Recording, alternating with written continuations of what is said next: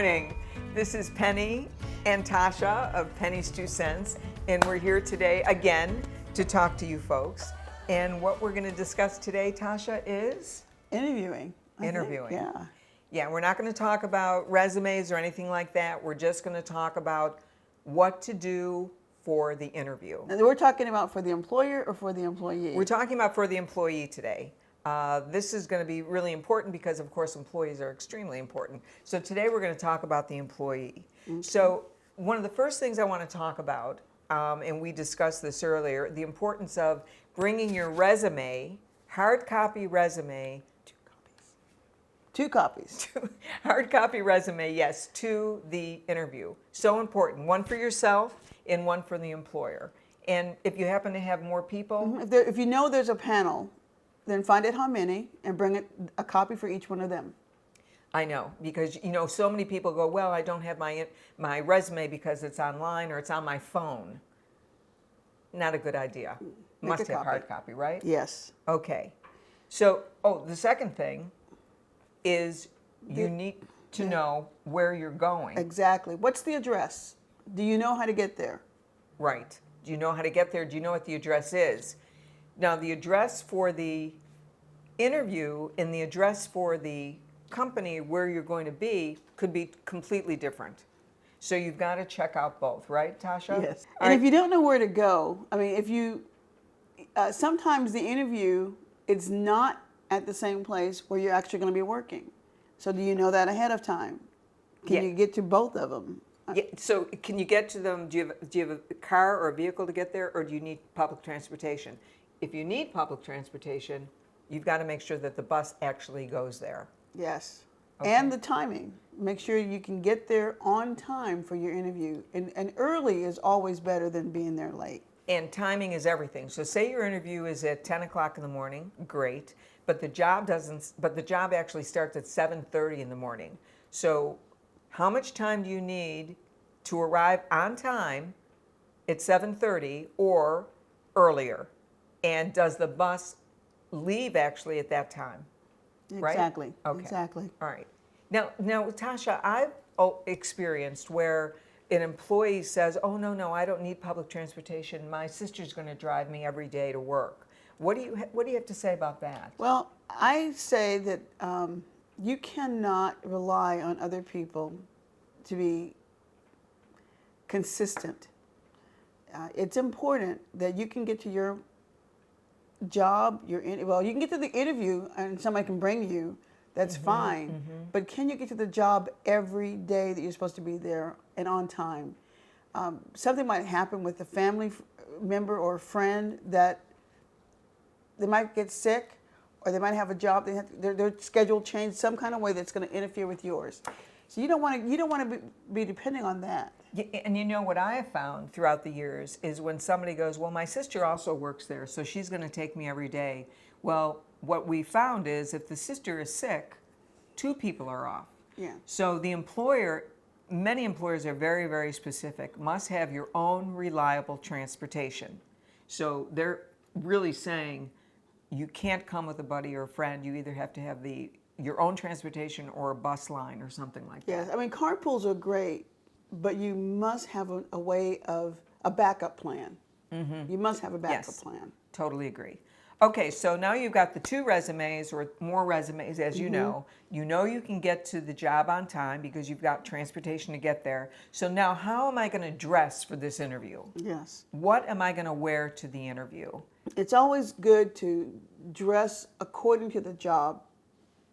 If it's a construction site or if it's a bank, you're going to dress differently. But what does the advertisement or the vacancy notice say about dressing? Does it say, are you going to this interview prepared to work?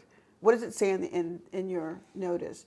So just be aware of that, because sometimes they might hire on the spot, which means you need to be dressed and ready to go to work. And if you're in construction or construction, some kind of manual labor or warehouse. Mm-hmm. They're going to ask you to wear the appropriate shoes. I got tennis shoes. Right, but what they might mean, and they should say it usually in the job description, steel-toed. So most often than not, if you are in a warehouse situation or you're on a construction site, you're going to need to have steel-toed. So And this is for your safety. right. This is not just frivolous. This is for safety. And it's something that the employer demands. So you've got to have steel-toed, possibly. Yes. And what about an office setting, Tasha? What do you think about appropriate dress for that? I think appropriate dress would be a suit, wear or a nice jacket and pair of pants and a nice shirt or blouse underneath. Some women still wear skirts and a matching jacket. So those are still appropriate. Okay, but what's not appropriate, which is something we need to talk about, is if you are used to going out to clubs or something like that and you're wearing really spiked heels or really short skirts, those things are not appropriate for the job interview. And what I tell people is that you're going to be going to different job interviews. You can wear the exact same thing to every job interview. Yes, you can. Right? So if you have like a job interview outfit, that'd be great. So something appropriate, low heels, not strappy sandals, just something that's appropriately more conservative than you would wear. Now, I did hear once that if you're really short and you're very conscious about you can wear a little higher heel than someone who's taller. Right. But you need to wear something that you're comfortable walking in. And I think the same thing with clothes. Wear something you're comfortable in because you're going to be on the spot. And you want to be comfortable, not rigid, not scared. Yes, definitely. But appropriate clothing is so necessary. Clean clothes, no rips, no tears, no wrinkles. logos. No logos, wrinkles. Collars, if possible. Yes, and especially men, if you have a collared shirt, that would be more appropriate. But no stains, no rips, no tears. Yeah. Okay. So now I'm talking about, here I am now. I'm at the interview. What do? Do I have I have a cell phone. Like my cell phone just went off a little second ago. Sorry about that. It did, didn't it? And what happened? Tasha was distracted. Very distracted. That'll happen. So what is cell phone etiquette, Tasha? No cell phones. No cell phones in the interview, even on silent. Even on silent. Mine was on silent. I can still hear it very clear. So huge. Yeah. I mean, I have been told by employers that the reason somebody didn't get the job is because their phone kept going off and they kept responding. I mean, so inappropriate. You can be away from your phone for that interview time.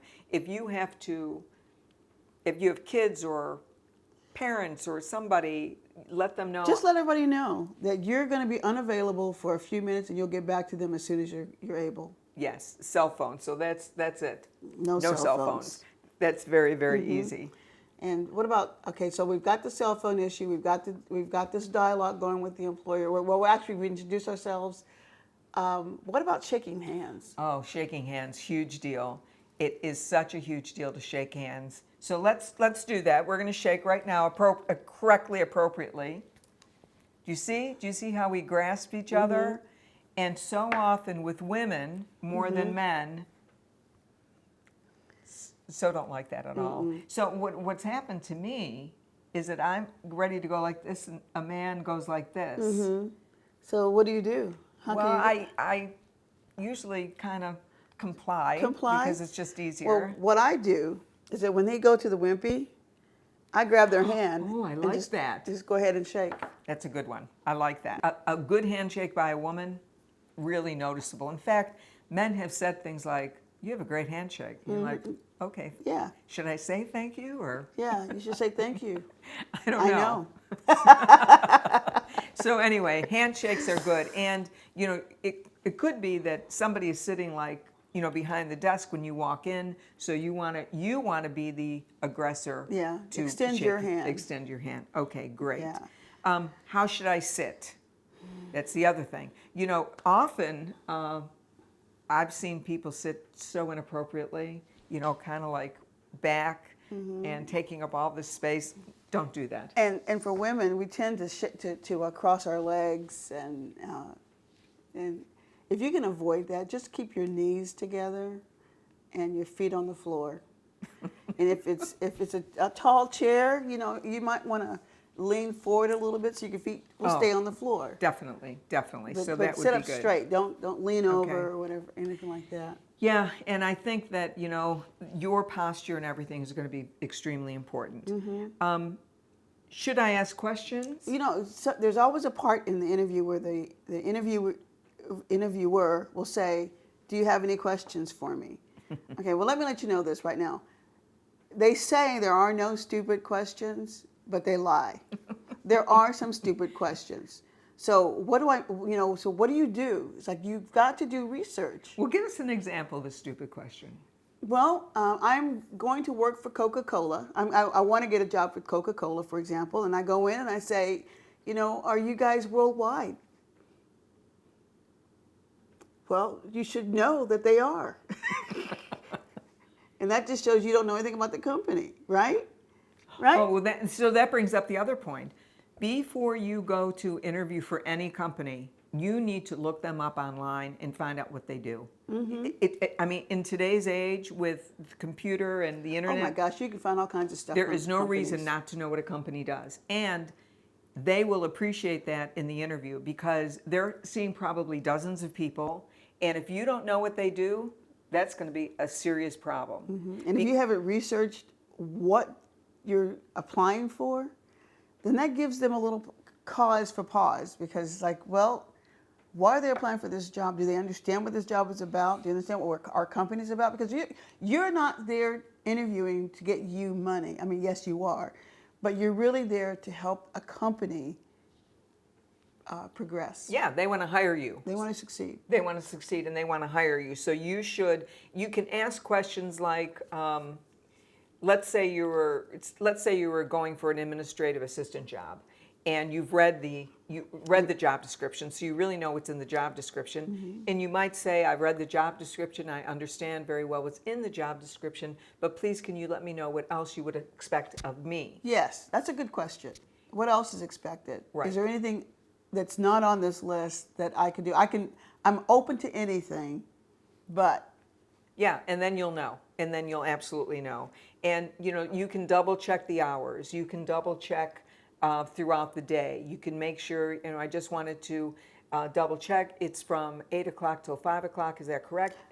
is it stationary? I No, mean, that's the other does my question, yeah. job require me to travel? Or And- am I going to stay in one office? One office, and is there overtime expected? Yeah. That could be a deal breaker for a lot of people. And you know what, guys? If that is the deal breaker, don't feel badly. We all have lives.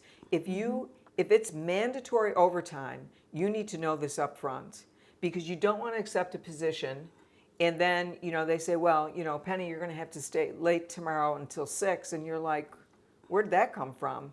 My kids are home or whatever the case may be. So that's a very, very important point, Very right? important, yes. Okay. What else do you think? Eye contact. Make sure you're eye looking contact, yeah. at the person you're talking to. And if there's a panel, be direct with each one of them. Just sort of share the glare. Let them know I that like you're that. listening. Share the glare. That's a good one. And try to avoid saying all the time. Yeah. It's expected sometimes because that also shows us that we're thinking about the question and before we answer. So it's okay to have a couple, but every other word shouldn't be And here's another thing. Should I answer a question during the interview if I don't know the answer? So that's pretty tricky. I mean, I would say something like, I would say something like, I don't really know the answer to that right now, but would it be possible for me to get back to you and let you know? Yeah. Something like that. I don't know is a very good answer if you really don't know and you're willing to do the research. Yeah, I bet that is huge. That's key. So we've gone over, I think, pretty much everything to prepare for the interview. Yes. And you can see that I'm using my hands a lot because that's what I do. I'm going to suggest you probably don't use your hands as much as I am because it's fairly annoying. So I'm sorry if I'm annoying you, but it's distracting. Sometimes it's distracting. Too much is distracting. Yeah, too much is distracting. So I apologize up front if I've been distracting. But I think that's pretty much all we're going to talk about today. Your time is up. All right. Thank you. We'll see you next time. Thanks so much. Bye-bye.